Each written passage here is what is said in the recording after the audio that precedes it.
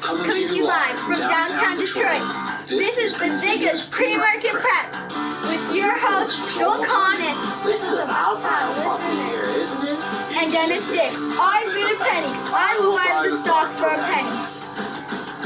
Everything to get your trading day started.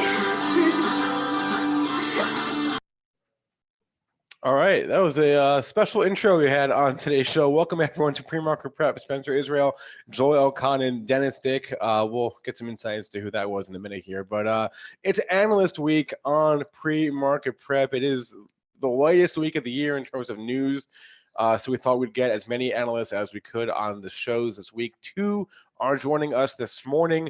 Victor Anthony from Aegis Capital will stop by at 8:15, and Michael Pachter from Wedbush Securities will stop by at 8:35. In the meantime, some headlines. I mean, Tesla and AMD can't stop going up. We'll talk about that. Talk about the volatility from Friday's session, the open specifically, and the volatility related to options expiration that Dennis saw on Friday. And we have some news from Sarepta, news from JD.com, and we'll take your questions from our chat if we have time. Joel, what's the word here overnight? We're in the green by 6 1/4 handles here. Couldn't get much below that close of 25.75. Pre-market low 24.75. So there's your key on the downside. Pre-market high 34 1/4. Even I can't find any resistance in this market because there isn't any. Crude trading up 2 cents at 60.46, hanging out over 60 for a couple days in a row. Gold bugs are happy. Gold's up 440 at 1485.40. Silver getting closer to 1750, up 14.6 cents. And even Bitcoin's in the green today, up $360 at 7,590. Let's bring in Triple D. We got a lot to talk, but Triple D, how about that introduction? That was really good, Spencer. I think you might be getting fired on your intro there. She did a pretty good job. She might be better than you. What are your thoughts, Spencer? Yeah, it was good. It was a good impression. It was very good. One of our fans are of all ages. Lily from Ontario. Nice job, Lily. That was a great intro. Yep, and I want to thank her and just the way she emphasized, I will buy this stock for a penny. She said that better than me too. I know. So she's better than Spencer and better than me. Like when you go to like the dollar stores and stuff, do people do they come up to you and say, will you buy that stock for a penny, or they don't recognize? I'm not allowed in the dollar stores, remember? Oh, that's right. I forgot. All right. Oh no, that's just Value Village. I'm not allowed in Value Village. So you called me Friday and you were like, OMG. You said that open was one, and you've been trading 20 years, right? You said that was one of the craziest opens ever, maybe? On Lily. On Lily. On Lily. And we're not talking the Lily, the intro. We're talking Lily, the stock. So it's a good segue here. So LLY, bring up the just bring up the chart from Friday. And you'll see, this little line. Actually, it doesn't even show it there, which it should show it. It opened there, and if you actually look at your chart, you'll see 137 was the high on Friday, and a lot of people think that maybe it was just a bad tick. It wasn't. The New York Stock Exchange opened on Eli Lilly up $6 at 137, and if you were looking at the imbalances about 30 seconds, and I tweeted them out too, if you were looking at the opening imbalances about 30 seconds to a minute before the open, there were so many huge buy imbalances. So I'm just like, just in case those stocks are going to open way high, which they look like they were going to. I threw out a bunch of orders, OPG orders, so only executing on the opening print if they open above my price. And I got executed on about 20 stocks, so I got quite a few off the open. Almost all were winners. None were as big as Lilly. So I did get short that open on Lilly at 137. I was in the trade for 5 seconds, and I covered, I think, 131.75. So I made 5 points in 5 seconds on it. I mean, these are, at Bright Trading, we take advantage of inefficiencies like this when you have just simply, there was just too many buyers on the open, and the DMM had to open the stock a lot higher to get the offsetting interest. And I'm willing to sell it. So, when it's not like you have to just say, 137. You market OPG, I think my order is probably sitting out there like 133.5 short. I get the price improvement though, because the whole opening print is 137. So I get the 137 open. Stock comes in immediately, within seconds. And you can see on the chart, I don't even know why the trade station show is not even showing. It's not even showing that tick. It exists. It's opened at what about the 137. daily It's showing chart? on my platform. Yeah, I got it too. I don't know why it's not showing it there, but whether you can see it there. Yeah, So I don't Joel's know why it right. wasn't showing So- it there. I think they were trying to like, was that a real print? It was. It opened at 137, huge. But it wasn't just that stock. It was a number of stocks. Now it wasn't like Lilly. This one opened more than any of them. But we had a day that oil was trading down. ExxonMobil opened up 50 cents. Schlumberger opened up, I believe, 50 cents on it. So when you're seeing oil stocks open up 1% on a stock that's trading down on a day that oil was trading down at the open, there's an opportunity there too. So I got short ExxonMobil, I got short Schlumberger. Again, these stocks immediately came in. What was interesting was I got short some defensive stocks too. Like look at Verizon, and you can see the tick on Verizon as well right on the open. That thing opened up over $1, and it came in a bid, but then it started to find a bid, and then it didn't come in that much at all. Coke as well. Coke opened up about 50 cents, which is a huge move for Coke. But it didn't come in that much either. So I think you just had so many opening traders that were maybe short that some of these stocks didn't have that good of a chance to come in. Trade was almost crowded probably with a lot of people who potentially got short that opening print. So some of them didn't come in as well as you would have thought, but the Lilly came right in.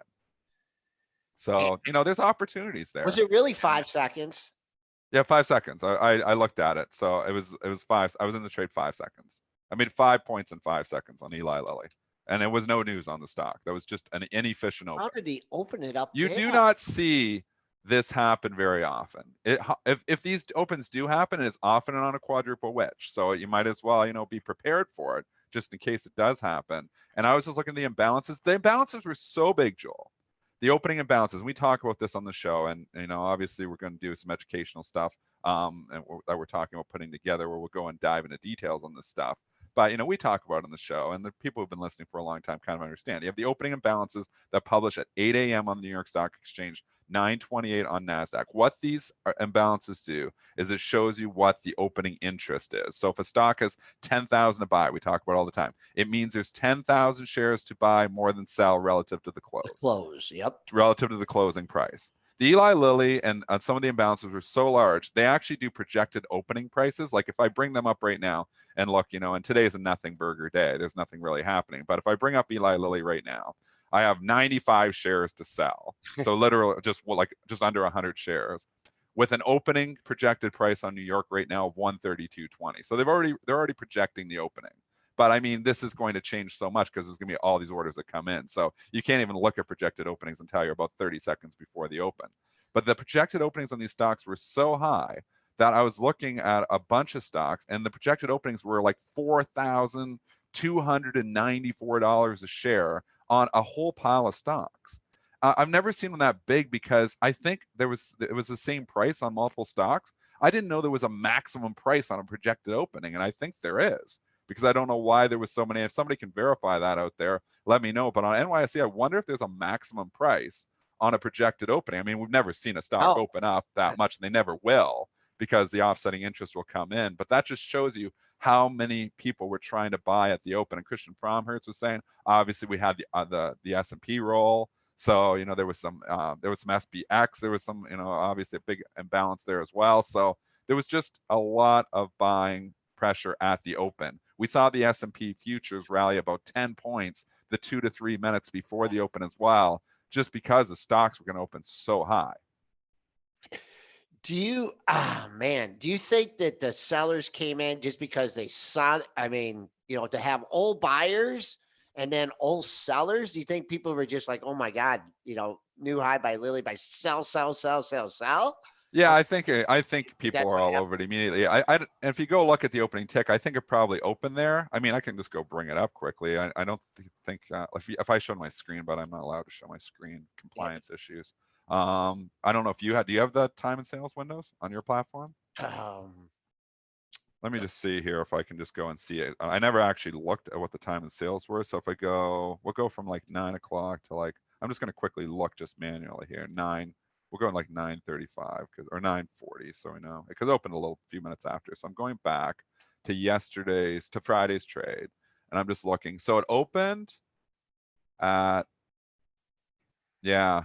So it was trading up. It was at 9:30.00.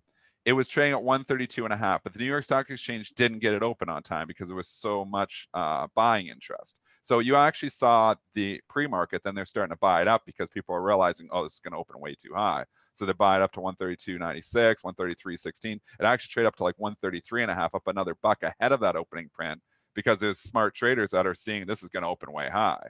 And then boom, it opens at 137. The next tick after 137 was 132.81. So the next tick was almost 4.5 points down, $4.19 down from that tick. Then it traded in the 133s for a few seconds, and then it was down the 132 handle, and then down the 131 handle. And it opened, Lilly, 918,000 shares was the opening print, which is just enormous for a $137 stock like Eli Lilly on no news. It opened at 931.05, so exactly a minute and a half, or a minute or 65 seconds after 9:30. So it took the DMM obviously an extra minute to get that open because the offsetting interest just wasn't there. And then I covered, I believe, 5 seconds exactly later, 9:31.10. Somewhere in there, 9:31. So I'm a bunch of those little trades there, and they're 9:31.10. There's a lot of little hundreds and stuff because it's like boom, boom, boom, boom. But anyway, so yeah, it was 5 points in 5 seconds. Wow. All right, let's cover, we got a couple big movers here. Let's cover those before our 8:15 guest. Where do you want to go? You want to go Tesla or Sarepta? Let's go to Sarepta. It pulled back a little bit there. We had it pulled back, and now we get more news, and it takes off again. Yep, the news this morning, they announced a partnership with Roche in territories outside the U.S. for gene therapy drugs. Sarepta will receive $1.15 billion upfront and up to $1.7 billion in milestones related to drug sales. It really popped up this morning, and it is already Yep. peeling back from those highs. I mean, I saw this in the 140s. 140. Well into the 140. How high? 148.50. Wowzers. Okay, so if you're coming in at 6 o'clock in the morning and paying up 20 points for Sarepta because they got to deal with Roche, this is a good way to lose 10 points immediately, 12 points, because now it's trading only up $10. It's good news. The stock is trading higher, but again, people just overexcited, maybe too early in the morning, not a lot of liquidity there. Stock obviously had the big pop off of the good news there 5 days ago, and then kind of pulled back in a little bit, consolidated a couple days. Now we get more good news. I'm just going to say, let's see what it does at the high from that day, the day after the good drug news, 138.79. I'm going back to the 13. Yep. That's the level that this, if you are saying this is, not going to break out again, or you're playing it from the short side, I would not want to see it above that. If I was playing it from the short side, I'm not. If you're long, you want to see it take out that 138.79. Yep. You do not want to see that 138.79 hold, because the next day the high was 137.73. So you have two highs within a buck of each other on a really wild stock that sometimes has a dollar spread. So you could almost call that a little mini double top. Needs to take that out. If you're long, you've got to see that take that out. If it doesn't, then you start thinking, wow, I could give back a lot of this. Yeah, exactly. It got that big print early. You had to be up early. Man, I don't think did much volume trade when it went up there. Let me take a look. Pretty early. Yeah. So I wouldn't be surprised if not it was much. not much volume at all. I was looking at the chart, and I would just say you want to get back up to that high from the date was the 13th, 138.79. So nice pop there. Let's see what happens. You want, getting 140, getting a handle, make sure it clears it if you want to play that from the long side. Since making that high, you got down to 133, and that's just based on the 15-minute chart. If you're looking for some support on the downside, that's what you have so far. And then the other news, if you're going just this morning, we got multiple headlines, but I think we got to take it to Tesla. Will it stop going up ever? I don't know. It stopped going up on Friday briefly. That actually looked like we saw it up on Friday, and it came right in. So that actually looked to me like maybe that's going to be the reversal day, but now it gets right back up there again today. So I'm just going to say that 413 has significant relevance. We are slightly above there in the pre-market right now, but we still have an hour and 15 minutes before we open. Correct. If the 413 can hold, you shorts have hope. If they takes that out, then we're going to see 420 here coming soon. Just so it goes to 420. I mean, that's it. It almost looks like it wants to. We said that on Friday, though, and it pulled right back. So I could, see the 413 being significant here. So let's see where it opens. opens below 413, kind of holds there and then starts to leak a bit, then I'd be concerned about a potential double top. But if you're trying to play Tesla from the short side, I would wait till you have like a little double top in place, like 2 highs same day in a row, not looking swing trader style. We're day traders, most of us here. So you get 2 days in a row where you have a high in the same area, then you have a level you can lean on. But right now, to play this on the short, you're just trying to stop a rocket ship. So you got to wait until you actually have 2 highs in the same area, because this has just been going up for days and days and days. And Spencer asked a very relevant question. Will it ever stop going up? It'll stop going up when the shorts are all squeezed out. That's a lot of them to squeeze. All right, 8:15. Let's bring on our first guest of the day, Victor Anthony. He is a managing director and equity analyst at Aegis Capital. Victor, good morning. Can you hear me? Good morning. I can hear you fine. How's it going this morning? Good. Good. Want to start off with this news from last week, Victor. We know you cover IAC and Match and that space. The headlines from last week that IAC and Match are going to separate. IAC receiving $3 per share as part of that separation transaction. What are your thoughts on that deal? Well, I mean, they had essentially early in the year predicted that they would have announced a Match spin because investors have been asking for that. They made the announcement on the third quarter call. But the news last week was more of a kind of a formal announcement with the separation. They had to put out their formal documents this morning as well. So investors have been calling for it. It would provide a lot more liquidity for Match Group. There was a certain group of investors, because of liquidity issues, they couldn't buy the stock. And so, I think it's a good thing. And what about like longer term here for either of these names? Is there a particular catalyst you see for either of them in the next year or so? Yeah, if you look at just Match Group itself, it's more just driven by Tinder, and all the data I've been looking at throughout the quarter has shown that Tinder growth just continues unabated. So Tinder will continue to drive the valuation of the stock, and I think you'll see healthy EBITDA growth, ex the legal costs and the spin costs next year. And there's other new investments that they're making. There's also live video, which could be a multi-billion-dollar opportunity for them over the next several years. So fundamentally, Match Group looks solid. I do think that there will be some consolidation in the space, though. So just in 2019, this year, there were 3 material events that occurred in the online data space. One was Facebook, launching Facebook Dating, clearly the spin that we just talked about, as well as Blackstone taking an investment in Bumble's parent, Magic Lab, for a reported $3 billion valuation. So I think there's going to be a lot of consolidation in the space, even if Match is just dealing with the whole spin scenario, post that spin scenario in the second half. I think they'll look to acquire assets. I think Meet Group, by the way, will probably be the target of that consolidation first. And for IAC, it's going to be Vimeo. The growth is solid. They made the announcement of Care.com, which I think could ultimately be a home run acquisition for them. I think they'll be buying back stock, and the applications business has some legs. And so I'm positive on both names as we head into 2020. When you say that you think they're going to buy back stock, can you offer like any insight as to like when a company announces a buyback, like the time frame or like how they go about doing that? Because buybacks, we see a new buyback every day, basically. Yeah, I mean, listen, I'm a strong proponent of buybacks. If you believe your stock is undervalued, then you use the cash balance to buy back. And most companies, they'll just do it opportunistically. Some have scheduled buybacks in place where they do it almost on a weekly basis. But it's up to the individual companies where they are in their stages and where they believe, what they believe their stock is worth. I want to move on and ask you about Twitter here. Victor still hasn't recovered from that earnings report or post-earnings sell-off here. Give us your thoughts on Twitter it seems like it's ending the year on a bit of a sour note. Yeah, which is unfortunate because I love Twitter as a product and I use it day in and day out. But they cited adverse seasonality and a few bugs in the mobile application promotion, which I don't think they've solved it yet. So that's still a headwind for them in the fourth quarter. But look, so the traffic data has been extremely positive in the fourth quarter. So people are still using the app. I think they report strong traffic growth. and there's a lot of areas of potential upside. And just to be clear, I have a hold on the stock, but I do think the continued health and safety efforts should drive greater engagement on the platform.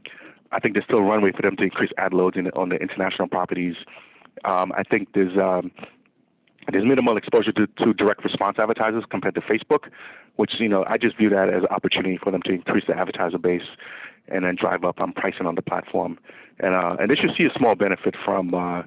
I used to think it was the U.S. election, but they pulled out of that, political spend. But it's more for there's the Euro Cup and there's the World Cup and the Summer Olympics, and they're just overall improvements in measurement. So it's not all doom and gloom. I think they'll have to prove to investors that they could solve this so-called bug in the mobile application product that affected the ability to target ads and share data with the measurement partners. If they could show that, then I think the stock could continue to work. But for right now, I have no visibility into that, which is why I have a hold on the stock. Twitter's decision to stop the political ads, how much of the material impact would that have on the business? It's not. They've given numbers in the past, and they've been in the low single millions. So it's not a big deal for them. I actually believe that Facebook should actually go that route. So I actually believe Jack Dorsey did the right thing. It's just by pulling those ads. I think Facebook should follow. I think it would solve just about all the problems that they have from a political perspective. Not all of them, but most of them. And if they would just pull up, Mark Zuckerberg was saying that Twitter ads is just a small, tiny percentage of the overall advertising on the platform. Then why deal with all the controversy? Just pull the ads. We're on the line with Victor. Or fact check them. So. Oh, that'd be difficult. We're on the line with Victor Anthony, Managing Director and Equity Analyst at Aegis Capital. What you mentioned Jack there. What about Jack? What's he doing in Africa? Is he running this company? He has two companies. I think maybe, is that something that's holding back Twitter? Are we going to wake up one day and Jack's going to be out? They're going to bring someone in. I don't know from where. And also I should have bought the stock at 32. It's at 37. Do you think the problems with Twitter start at the top? No, I think there were a lot of concerns that he was running two separate companies several years ago. Certain group of investors wanted him to choose one or the other. I have to admit, I was one of the software analysts who believed that he probably should have chosen one, but he stuck with both, and both have improved significantly over the past several years, absent this one bug in the third quarter. So operationally, I think the business has operated quite fine with him being at the helm of both businesses. Now he's in Africa, and there are some investors who are concerned that how could a CEO run two companies if he's in Africa for 6 months? But I think he's thinking more longer term. My view, I think following India's footsteps, I think Africa comes into focus for the large U.S. and Chinese internet platforms over the next several years. And I think that it'll be a strong area of focus for these platforms, given the fact that some of the data I've seen have shown that over the next several decades, some of the African countries will represent, in terms of population, the top 5 in terms of population across the globe. So it's enormous growth. I think there's opportunity around internet access, payments, commerce, and eventually advertising. So I think he's just getting ahead of that longer term. And I expect other internet companies will follow. I don't think CEOs will spend 6 months there, but I think you'll probably see some increased focus in Africa. So that's kind of how I view it. I don't really see it as much of a negative. I do think the CFO will have to step up and take more of an operational role. It seems like it's a more relevant move for Square than for Twitter, but I guess we'll see. Yeah. You're right. You make a good point. But longer term, it could clearly help Twitter as well. So, Victor, I want to get your thoughts before I let you go on Netflix. You have a hold on the stock, so you're not bullish or bearish. You're just neutral right now. Is that right? I'm neutral in the stock. I've had several concerns about competition, which is, I think, will be the new competition come into the market. I think over the next 6 months, I think 2020, you'll see all of the different options launch. But I believe perhaps not near term, but longer term, I think that could pressure for subscriber growth. And just to be clear, I've been looking at data on usage on Netflix. Even with the entrance of Disney Plus, I haven't really seen usage pull back. So not a near-term thing, but I think longer term, with all those different options, I think you'll see pressure on subscriber growth in the U.S. and ultimately in the international. But that's not all. That's not all. There's loss of premium second-run content. I think that could lead to churn. I think while management noted that they can take price if they continue to deliver great quality content, I think the pricing power is essentially gone in the domestic market.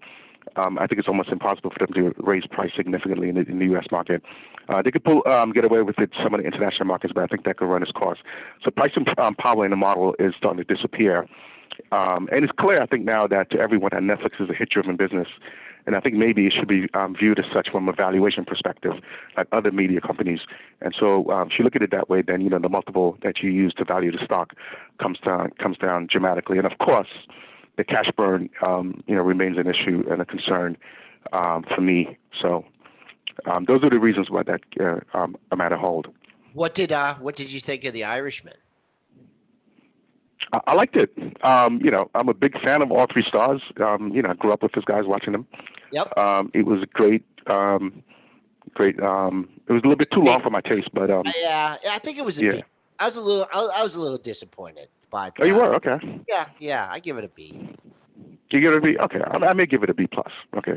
So, but one thing though, I mean, the timing of it though just kept a lot of people on the platform. So, the buzz around The Irishman, I think, was great optically for Netflix, and everyone, when I looked at Facebook, was watching it. So.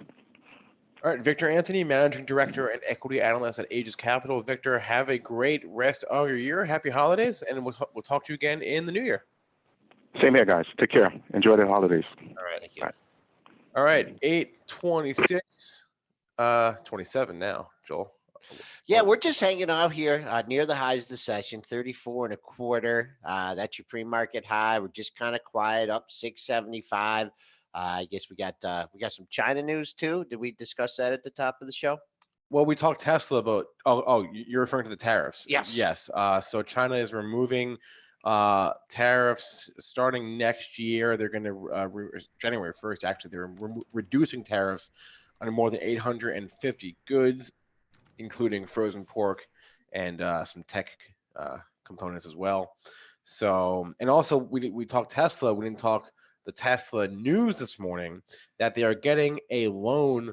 They're borrowing $1.4 billion from a Chinese banks for their Shanghai factory. So, a few different China headlines this morning. Tesla, someone was talking, Texas Linda said she got in Friday and in Tesla, the decline. I just wonder if I don't know what the option volume is and but like the 400 calls, you might have had some people bounced right off there. Yeah, some people that were a little bit nervous, on that. Maybe the long sold off, and the people were short and were like, "Man, I got to bring this in." So I don't know what the volume is, but that could have been a little bit of the pinning action on Friday in Tesla. What are you seeing out there, Triple D? Anything?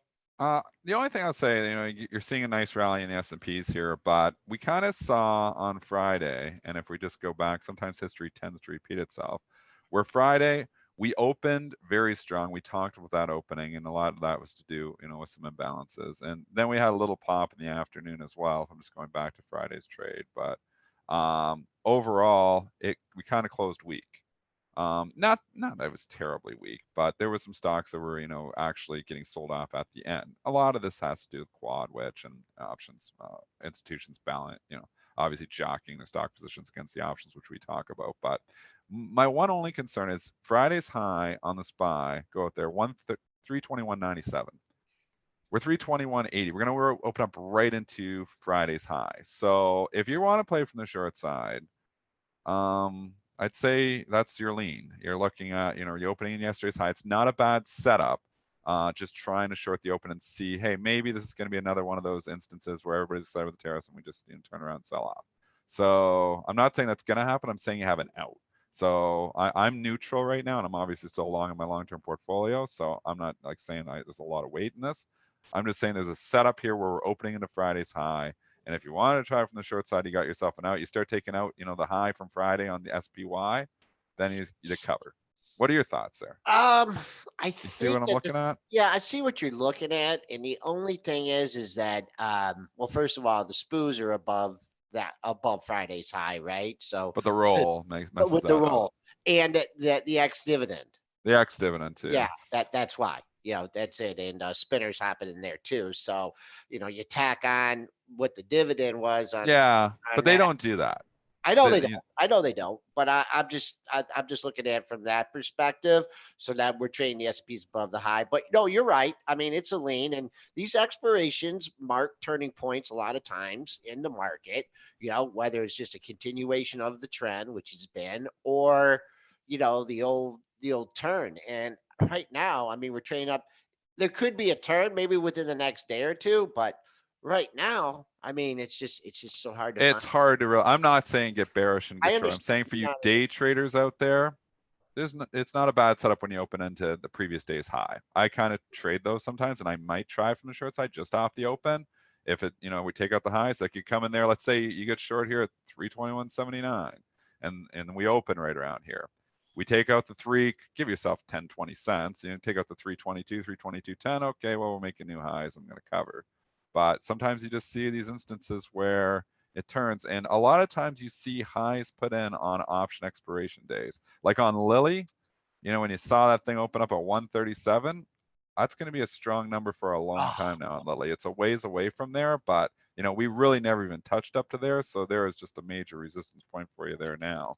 A lot of times you see this wash out. It felt like almost like upside capitulation Friday morning because there was so much buying pressure into that open.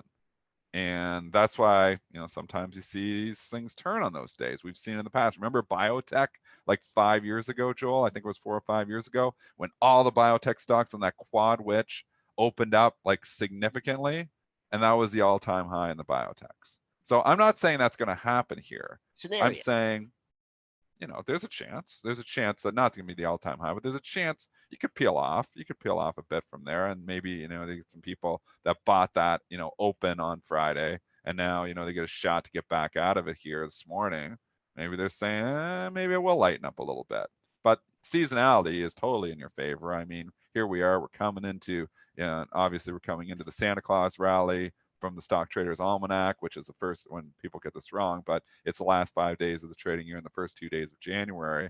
And that typically, shows some strength. That's obviously indicative too of what, it's going to be going forward. But I mean, there's reason to be a little cautious here. I'll just say that. If I was like fully on margined invested right now, I'd maybe think lighten up a bit. All right, I got some news here for you guys. Diamond Eagle Acquisition Corp, DEAC. If you don't know it, that's okay. You don't have to know it because they will be changing their name next year as part of a deal announced this morning. They have acquired DraftKings, the daily fantasy website. DraftKings is going to be going public through Diamond Eagle here. Diamond Eagle has acquired them. They're going to change the name of the company to DraftKings, and this is now, I guess, a play on gambling. So DEAC. Huh. These acquisition corps are always weird. They trade at $10 forever, and then they did something here, so it's trading up. And this stuff's hard to trade. Dennis, did you see TSG? I meant to talk to you guys about that last week. What happened with TSG? It keeps running because it's getting taken over, but it's for stock, so it's the European company. I don't even remember. I've sold it already. Who was the company that was taking it over? We had all our money back, Joe. We should have waited. Look at that. Did you sell too? Did you sell on the day it got taken over? Yeah, I'm like, 22 is 20. It wasn't bad considering how much we were down in it. And But it's trading off of the. What was the name of the European company, Spencer? Flutter. Yeah, and it trades over in Europe, so obviously, and it was a stock deal, so obviously Flutter has been fluttering higher. It must have. I don't have the ticker symbol for Flutter over here, but that's great. I'll give it to you, Dennis. It's PDYPY. PVYPY. D is in dog. PD. Me and Joel can't get those. Too many letters. Okay. We're too I old don't for want that. to see it. When's the deal final? I want that stock off my board here. They don't want to keep looking at it go higher and say, man, we would have had all our money back. This Oh, goes to show you don't sell at a loss, right, Joel? you should have bought more on that. Moron, yeah, be a Oh my moron. Lord! Look Put at more that on that chart. losing This position. margin too. I remember I let it hang out a couple days too. I didn't, I said, we'll see what happens, but it didn't seem like anyone else would come in at a higher price. But yeah, Well, no, it was a stock deal, so it was a it's stock deal. obviously That's a too good close. lesson, man. Stock goes up, you're going up. Yeah, on the stock deals, they continue to trade off of know. the leader. I mean, Celgene and Bristol Myers is the same thing. Bristol Myers in the gutter after that deal. Bristol Myers came back, and look where Celgene ends up going off the board, like 110.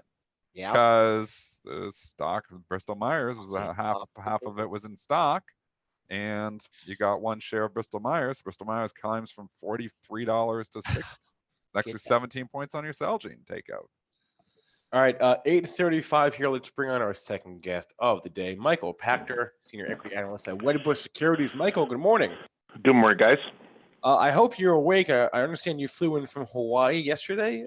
I did, yeah. I went to bed about 6 hours ago. I'm I okay. apologize for waking you so early, but thank you for joining us. Wait, so you were in Hawaii and you came back this week To be on our show. Wow. Precisely. Thank you very much. Boy, oh boy. We appreciate And happy Hanukkah, both of you guys. We actually celebrate Christmas, but we came back for holidays. Came back for Hanukkah. I like it. Michael, I want us to thank you very much, by the way. Happy holidays to you too. Want to start you off with Best Buy here. This one, you've got a hold, I believe, and this one is just broken out. So give us your thoughts here on BBY. That you've got a management team that's done everything right. I think in the face of imminent doom, and they've managed to kind of pull themselves off the cliff and step back and reassess. They are determined to be the last man standing in electronics retail. And so far, Amazon through their good graces has allowed Best Buy to live. Amazon's got bigger fish to fry, and they're kind of beyond their putting companies out of business phase. But the truth is, the only people who really shop at Best Buy are people who are either uncomfortable with shopping online, or because they feel that their privacy may be violated, or they don't understand how to access the internet, or people who truly need the help that Best Buy provides to install what Best Buy purports, are complicated consumer electronics devices. The fact is, pretty much everything now is kind of one click away from working. It's obvious where you plug your TV in, and obvious how to turn on a remote. But, a lot of people need help. So Best Buy has really shifted its focus to very aged people. They have something called Great Call, which is kind of help old people inside their homes who are kind of shut-ins and need lots of support. And they're really going hard on an annual plan for people to provide you with all of your technology needs. It's a couple $100.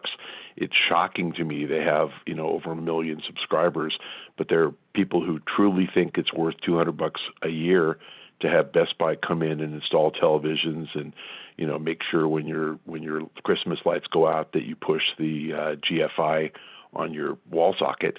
I mean, things that people just don't know how to do, apparently.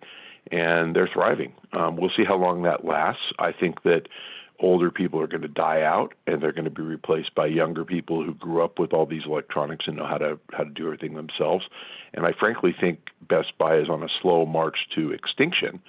But for the time being, they're thriving. For the time being, they're really, really doing well with older people.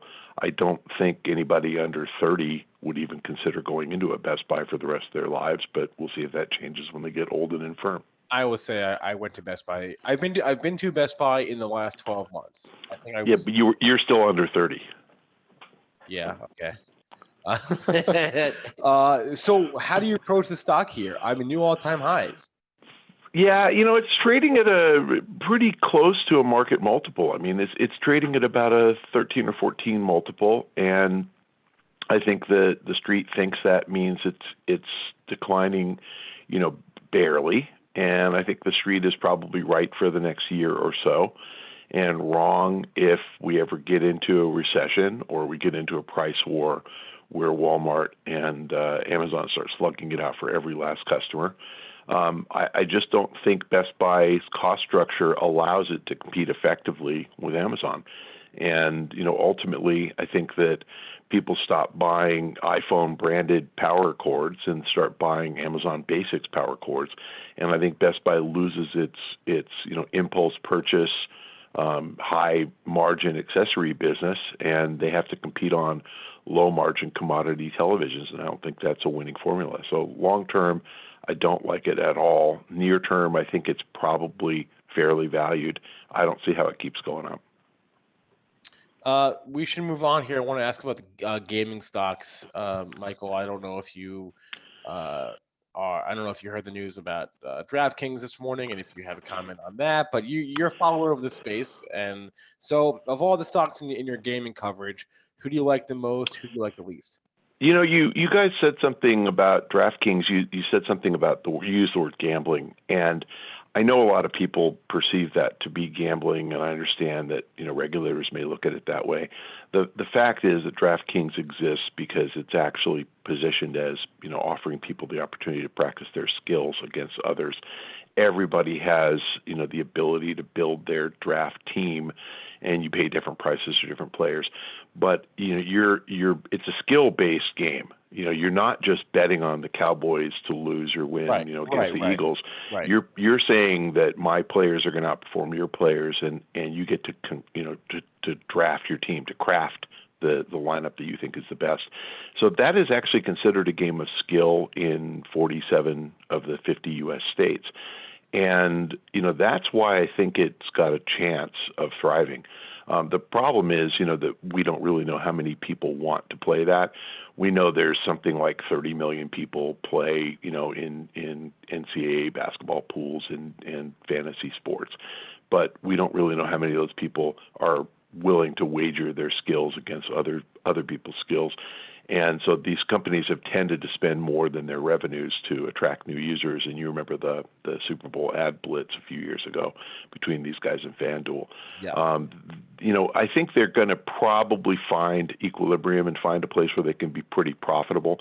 And they have to kind of avoid, cheaters who end up, there were people internal at some of these companies that were looking at the results and kind of looking where there were skewed rosters and kind of then playing the roster that was underplayed.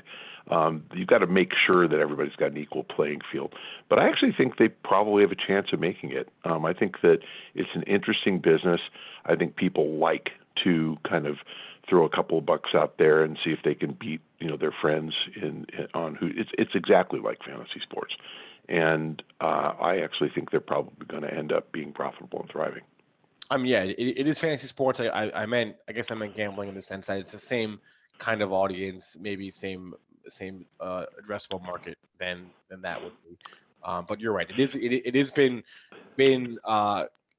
qualified as a game of skill under the eyes of the law. We know they went through a couple their fair share of legal headaches as a result of the ad blitz a couple years ago. But back to the gaming sector here, video games I'm talking about now, Michael. Of the stocks in your coverage there, who do you like most? Who do you like the least?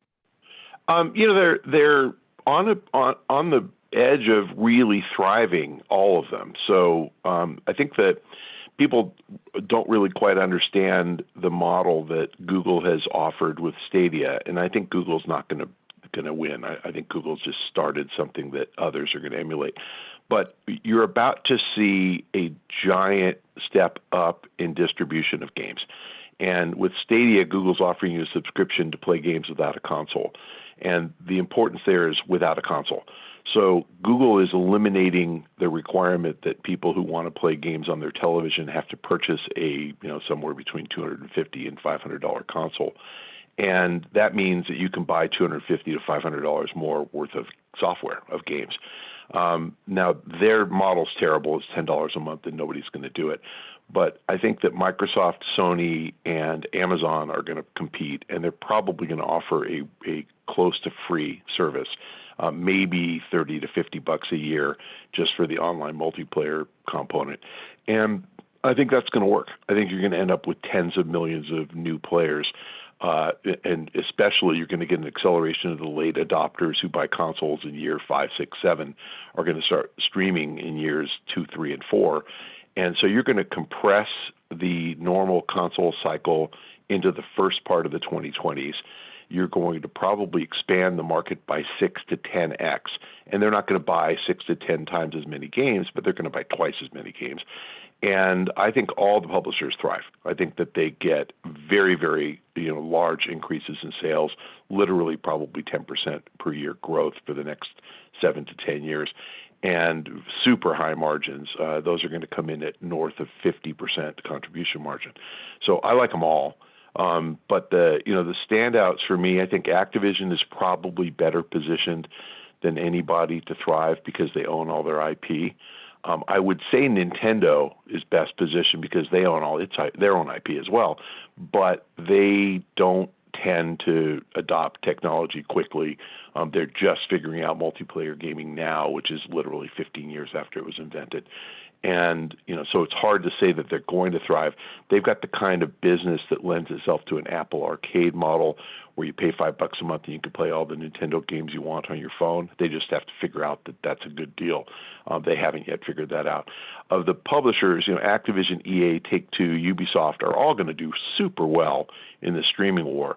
Over the near term, EA's got a hole in its portfolio, so it's got a challenge to grow in the next year. Activision doesn't. They're going to do really, really well. Take-Two is pretty close to the vest about what's coming out, so they haven't told anybody anything. If they don't announce something soon, they might have a big hole in their portfolio next year, and we're guessing. I actually think they've got a lot of stuff, so I don't hate them as much as maybe others do. But again, they're all going to thrive when people realize how big streaming is. You need Sony, Microsoft, and Amazon to announce streaming services. They will all probably announce those by year-end 2020. So I think a year from now, you're going to see all these stocks meaningfully higher. Activision, my top pick. I don't really hate any of them, though. We're on the line with Michael Pachter, equity analyst for Wedbush Securities. We'll throw a tougher one at you here. GameStop. Michael Burry got involved, had a beautiful run, and then I didn't really look at it after earnings, but they bought that thing up and got a little triple top here at 6.25. Talk to us about the future for GameStop. Well, Michael Burry's right. They generate a lot of cash, and their core earnings are pretty close to flat. I think they're guiding 5 cents or 10 cents or something of earnings. So they're flat earnings. They're making money on kind of restructuring the company, harvesting inventory, and truthfully, they don't need as much inventory as they have built. So they're generating cash from that, $200 million. They owe about $400 million in debt, and their net debt is pretty close to zero, but they owe about $400 million in debt. They've got to pay it down. The cash flow will get them out of debt in 2 years if they want to be. And then the excess cash they generate should go to share repurchases. They're down to under 70 million shares. I mean, these guys had 140 million a couple of years ago. So they have under 70 million shares at $7. They're at 500 million market cap, and they're going to spend 200 million a year buying back stock. So truthfully, the equity should probably go up by about that, and I think he's right. The bet that the shorts made was that these guys would go out of business before new consoles launched, and/or new consoles wouldn't have disk drives and wouldn't play physical software. The shorts are wrong. These guys are managed well enough to get to the next generation console launch, which is November of 2020, and the new consoles definitely have hard drives. Optical drives, physical drives, meaning that you're going to pop a disc in if you want to play a game. You don't have to. You can buy digital, but you can also buy physical. That means GameStop is around for the entire next cycle, the next 6 or 7 years. And I actually think that management is really good, all new. They all got there between May and July of this past year, of 19. They're closing stores like Mad Men. They're pulling out of Scandinavia, for example, all 4 countries. And, they're doing the things they need to do to make sure that they have positive free cash flow, pulling down inventory, and they've got room to do another $200 million a year for the next couple of years. And honestly, starting in November 2020, they start generating positive operating cash flow. And when that happens, I think they accelerate their share repurchases. I think the stock goes up. I'm not crazy on this one. I have an $8 target, $2 upside on a $6 stock, but that's still 30 some odd percent. So I think it's actually a good bet. So GameStop surviving for the next console cycle, which is, like you said, is 5, 6, 7 years. Yeah, these guys are trading at 2.5 times free cash flow. Best Buy is trading at something like 12 times. So, I think they're both in the same position, but Best Buy is trading at, a multiple of what GameStop's trading at. All right, Michael. Any final thoughts here before we let you go? Yeah. I got a pretty strong view on Netflix, and I think it's interesting. It got crushed when they blew up last quarter when their domestic subscriber count declined. I think that it blew up like literally to 250 or so, and it's up about 40% since. I think that people are making mistakes on both sides of this trade. They think that Disney Plus. Some people think Disney Plus is zero sum, and so every Disney Plus subscriber is a lost Netflix subscriber. That is completely wrong. And others think Disney Plus is an indicator of the future, that everybody's going to cut the cord and they're going to go over the top, and so they're going to subscribe to all the services, and that's completely wrong. So the right answer is that early adopters of Disney Plus are rich people who are already Netflix subscribers, and adding a $70 a year or $6.99 a month subscription just isn't enough to cause you to quit Netflix. It's the late Disney Plus subscribers and the Peacock subscribers and the new Hulu subscribers and the new HBO Max subscribers that are going to cause a drain on Netflix's addressable market. So I actually think you're going to see Netflix stall in domestic subscriber growth next year. I don't think it's going to decline, and I don't think these new subs are coming from Netflix, but I think the next several million, 20, 30 million subs are coming from Netflix's pool of available new subscribers, and they're going to all slug it out trying to win these subscribers over. So I do think Netflix domestic subscriber growth slows to a crawl to zero next year. We'll see what they say when they guide, but my guess is they're going to guide to wimpy domestic numbers. On the international side, Netflix is doing great, except that they're cheapening the international offering. They're offering $2.99 a month subscriptions in India, and they're talking about they're going to expand that to other low-priced countries because they need to do that to keep the international numbers up. And a lot of my competitors are valuing Netflix high, saying they'll grow internationally faster than we think. They're right that they're going to grow faster than we think internationally. It's just going to be money-losing subscribers. So I'm not a fan of the international strategy. And I think the thing that everybody is missing is all these competing services aren't competing so much for subscribers as they are for content. So what you're going to see is Netflix content decline by literally 2/3 of viewing hours over the next 2 years, because the Disney and Fox stuff is going to evaporate, the Warner Brothers stuff is going to evaporate, and the Comcast stuff is going to evaporate. And Netflix is going to scramble to make that up by overpaying Shonda Rhimes. She tweeted yesterday she's the highest paid showrunner in the history of the world. And by the way, she's great and she deserves it. But the point is Netflix is vastly overpaying for talent because they're panicking. And honestly, I think subscribers are going to notice in the next year to 2 years that there's nothing on Netflix, and they're going to start looking elsewhere for their content. So I truly think Netflix's content quality is going to decline. I have a running debate with a guy named Matthew Ball, who's very, very smart on this stuff. He's a great follow on Twitter. He's great. I like the guy. When is good enough good enough? It doesn't have to be good enough. He's right. If Netflix throws a bunch of crap at you and you end up watching it, it's good enough to keep you there. I just think if you watch Netflix for Friends or The Office, that stuff's gone. And if you're not going to get obviously The Simpsons, you're not going to get all this Disney, no Marvel movies, no Pixar stuff. That's going away completely, and I truly think subscribers are going to notice. So I think Netflix gets cut in half. It might take longer than the next year. Might have a 1-year price target, but I don't think it takes much longer. I think it happens in the next 2. So I think this euphoria is way overdone. I think investors are going to get hammered as soon as this earnings call. And the number of people should watch is the free cash flow guide. They're burning $3.5 billion in 2019. It's their sixth consecutive year of worsening free cash burn, and they promised that they would burn less cash in 2020. If they guide to a loss or burn of 3.3 billion or 3 billion, stock's going to get crushed. If they guide to a loss of 2 billion, a burn of 2 billion, the stock will go up. I just don't think they have the guts to do that. They're spending more on content, not less. Their cash subscribers are not growing enough to support their spending habits. And if they guide to a burn of 3 billion, I think this thing's going to drop $100.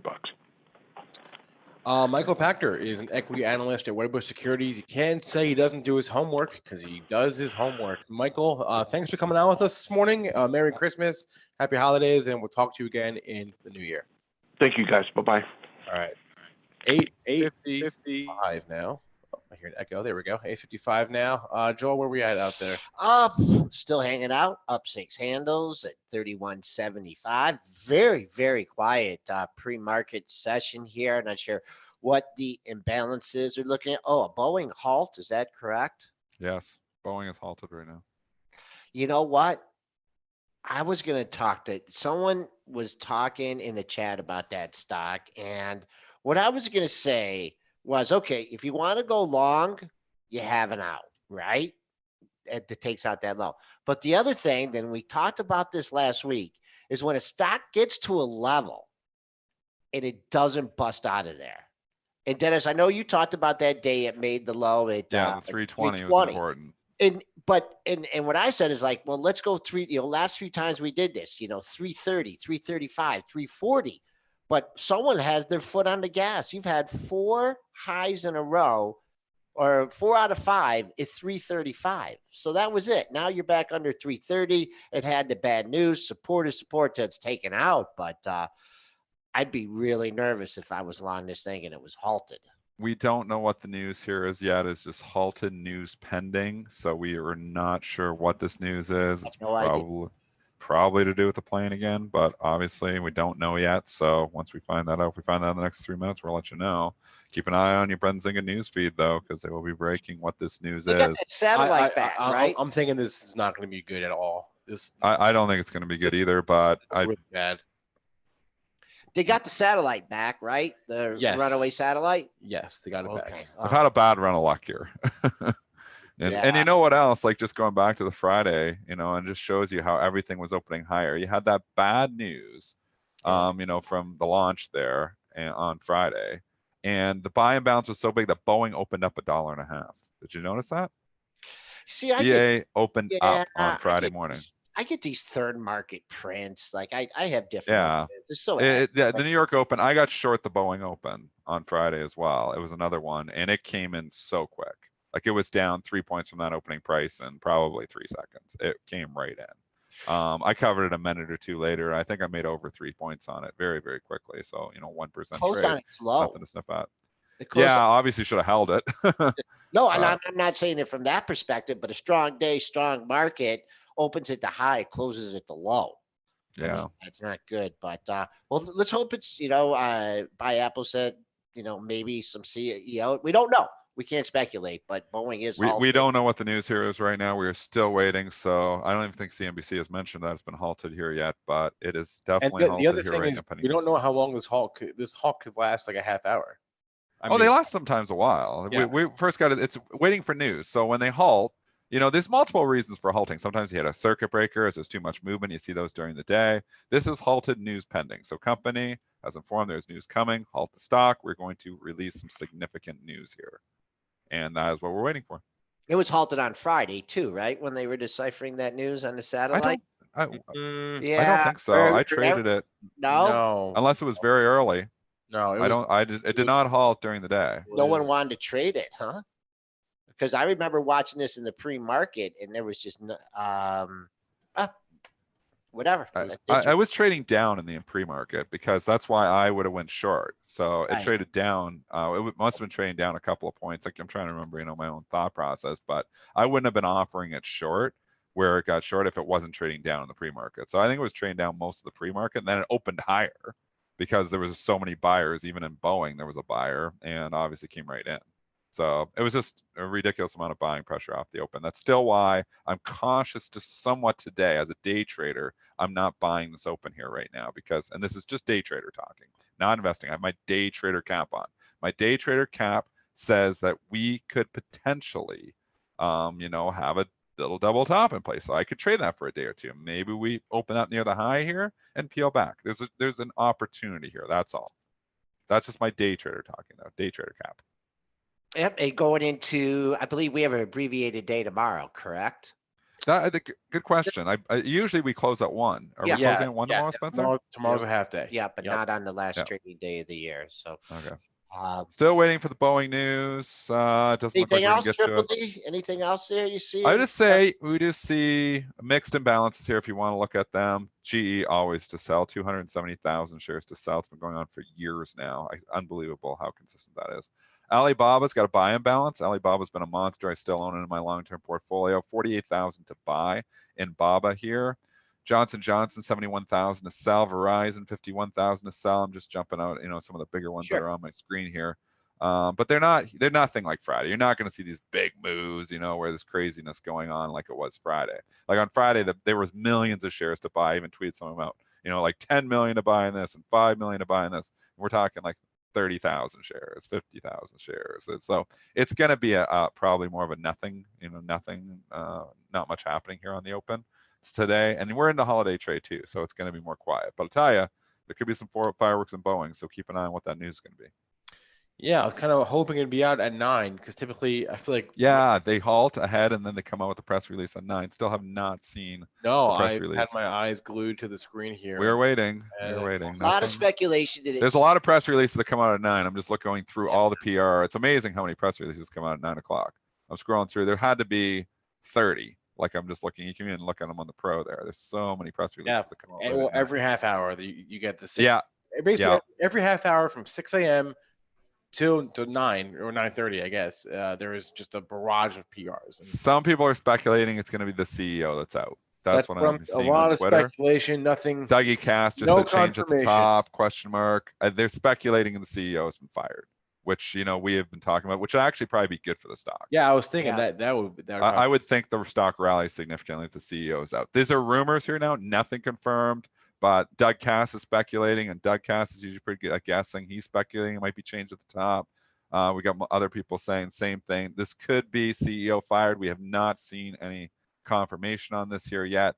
I think if the CEO is fired, just speculation, I think the stock moves significantly higher if the CEO is fired, that's the news. Well, what I can guarantee is as soon as our show ends, the news will the news will come out. We're trying to hold on. We're trying to 2 minutes over here. We're like, come on, give me the press release. I'm looking right at the PR Newswire and the Benzinga Pro. Do you have a buy the balance in AT&T? No, no one really. Yeah. I'll give you the opening imbalance in Boeing. It's 1,300 to buy right now, so it's absolutely nothing. And I just shares, it's nothing. I just want to say, and this is not filler, that we got great attendance today here on the holiday coming in. I thought people would be out. They were here for the Lilly intro. For the Lilly intro and the Christmas shopping and stuff. But as always, money never sleeps here, and I'm glad you all came in today. Yep, it's definitely going to be a quieter week on the news front. So that'll be it for our show. I want to thank our guests, Michael Pachter and Victor Anthony. As Joel said, thanks to all of you in our chats, and both of them, the premarket.benzinga.com chat and the chat on youtube.com/BenzingaTV.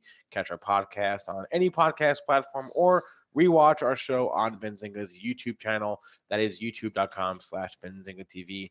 Once more, please remember all the information from our show is meant to be used as informational purposes only and not for investing or trading advice. Everyone have a great rest of your day. We'll be back with you tomorrow.